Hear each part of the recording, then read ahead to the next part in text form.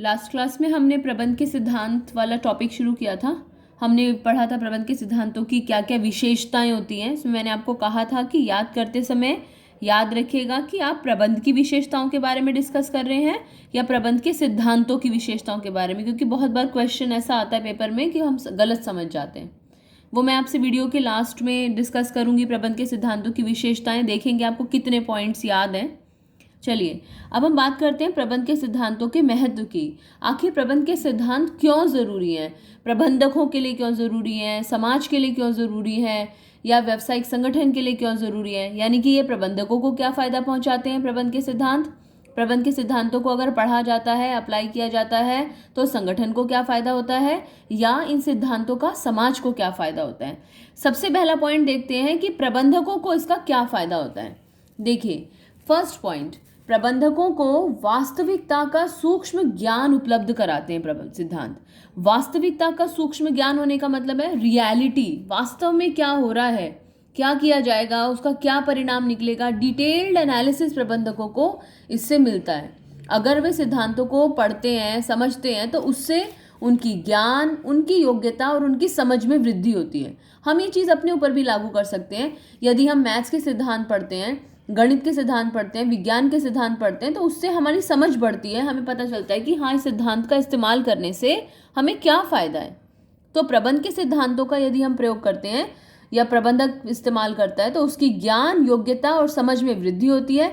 और जब उसकी ज्ञान, योग्यता और समझ बढ़ती है तो उससे उसकी क्षमता में वृद्धि होती है, वो लक्ष्यों को प्राप्त कर पाता है।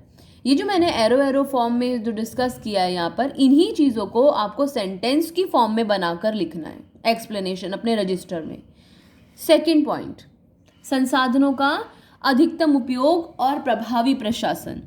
संसाधनों का अधिकतम उपयोग और प्रभावी प्रशासन देखिए कैसे। जब प्रबंधक प्रबंध के सिद्धांतों को पढ़ते हैं, समझते हैं, तो उन्हें पता चलता है कि अगर सिद्धांत का प्रयोग करेंगे तो उसका क्या परिणाम होगा। और ऐसे में उन्हें ये भी पता होता है कि कोई विशेष परिस्थिति में वो पहले से ही अनुमान लगा सकते हैं कि हाँ, ये समस्याएं आ सकती हैं और इससे ये परिणाम निकल सकते हैं। यानी कि कारण और परिणाम, जब हम सिद्धांतों को पढ़ते हैं तो उससे वो कारण और परिणाम की समझ उनकी बढ़ती है और वो पहले ही अंदाज़ा लगा लेते हैं कि इन सब चीज़ों से कैसे बचा जाए और वो आने वाली गलतियों से बच सकते हैं। अगर हम गलतियां नहीं करते हैं तो हम नुकसान कम करते हैं, अगर हम नुकसान कम करते हैं तो हम संसाधनों का अधिकतम उपयोग करते हैं। तो ये है पहला पॉइंट। क्वेश्चन पॉइंट नंबर 2 में 2 पॉइंट्स हैं। पहला है संसाधनों का अधिकतम उपयोग। क्यों? क्योंकि जब प्रबंधक सिद्धांतों के बारे में पढ़ता है तो उसकी समझ बढ़ती है और जब उसकी समझ बढ़ती है तो गलतियां कम होती हैं। दूसरा, प्रभावी प्रशासन कैसे? क्योंकि प्रबंध के कुछ सिद्धांत हैं। अभी जब हम प्रबंध के सिद्धांतों को पढ़ेंगे तो आप पाएंगे कि प्रबंध के अलग अलग तरह के सिद्धांत हैं। फॉर एग्जाम्पल, उनमें से एक सिद्धांत है कार्य का विभाजन। तो कार्य का विभाजन के अंतर्गत क्या किया जाता है कि प्रबंधक कुछ कार्यों को अपने पास रखता है और कुछ कार्यों को अपने अधीनस्थों को बांट देता है। तो जब उनमें बांट देगा तो उसके पास ज़्यादा समय बचता है और वो अपने मुख्य कार्यों को अच्छे से कर सकता है। तो दूसरा पॉइंट, प्रबंध के सिद्धांतों के महत्व का दूसरा पॉइंट है कि ये संसाधनों का अधिकतम उपयोग करने में और प्रभावी प्रशासन करने में प्रबंधकों की मदद करता है। ये दोनों पॉइंट्स हमारे प्रबंधकों के कैटेगरी में जाते हैं। पहला फायदा, प्रबंधकों को वास्तविकता का सूक्ष्म ज्ञान उपलब्ध कराता है, और दूसरा फायदा कि ये संसाधनों का अधिकतम उपयोग करने में और प्रभावी प्रशासन में प्रबंधकों की मदद करता है। थर्ड पॉइंट, वैज्ञानिक निर्णय लेने में प्रबंधकों की सहायता करता है। वैज्ञानिक निर्णय क्या होते हैं? हम कहते हैं ना कई बार कि मन की सुने कि हम दिमाग की सुने। अगर हम दिमाग की सुन रहे हैं, दिमाग जो है वो तर्कों पर आधारित फैसले लेता है, तो अगर हम सिद्धांतों के आधार पर कोई निर्णय लेते हैं तो वो वैज्ञानिक होते हैं। कैसे होते हैं वैज्ञानिक? क्योंकि हमें पता होता है कि यदि हम ऐसा करेंगे तो इसका ये परिणाम निकलेगा।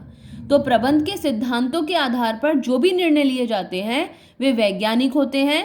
क्यों वे वैज्ञानिक कहलाते हैं? क्योंकि ये तर्कों पर आधारित होते हैं और पक्षपात से मुक्त। पक्षपात से मुक्त होने का मतलब है जो प्रबंधक है, ये नहीं कि प्रबंधक को ये बात पसंद थी इसलिए ऐसा किया गया, नहीं। प्रबंधक के पास रियल जस्टिफिकेशन होता है ये बताने के लिए कि उसने ऐसा क्यों किया, क्योंकि ये सिद्धांत ऐसा कहता था कि यदि हम अनुशासन का पालन करेंगे तो हम कुशलता से लक्ष्यों को प्राप्त कर पाएंगे। ये बातें और डिटेल में हम ज़्यादा अच्छे से और तब समझ पाएंगे जब हम सारे प्रबंध के सिद्धांतों को पढ़ लेंगे। पॉइंट नंबर 4, बदलती आवश्यकताओं को पूरा करने के लिए। देखिए ये पर्यावरण से जो व्यवसाय को या प्रबंधकों को जो खतरा आता है उससे बचाने में प्रबंधकों की मदद करता है। कैसे करता है? क्योंकि व्यवसाय जो है वो व्यावसायिक पर्यावरण में रहता है और पर्यावरण लगातार बदलता रहता है। अब इस बदलते हुए पर्यावरण में अपने आप को ढालने के लिए प्रबंधक को मजबूत होना पड़ता है और प्रबंधक प्रबंध के सिद्धांतों का इस्तेमाल करता है।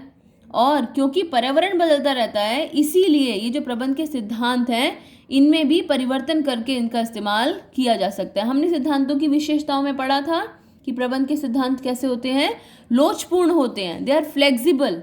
इसलिए जो पर्यावरण में जो चेंजेस आ रहे हैं उन चेंजेस को अपने में ढालने की क्षमता रखते हैं सिद्धांत, प्रबंध के सिद्धांत। तो 4 पॉइंट्स अभी तक हमने डिस्कस किए हैं। पहला पॉइंट, प्रबंधकों से रिलेटेड उन्हें वास्तविकता का सूक्ष्म ज्ञान उपलब्ध कराते हैं।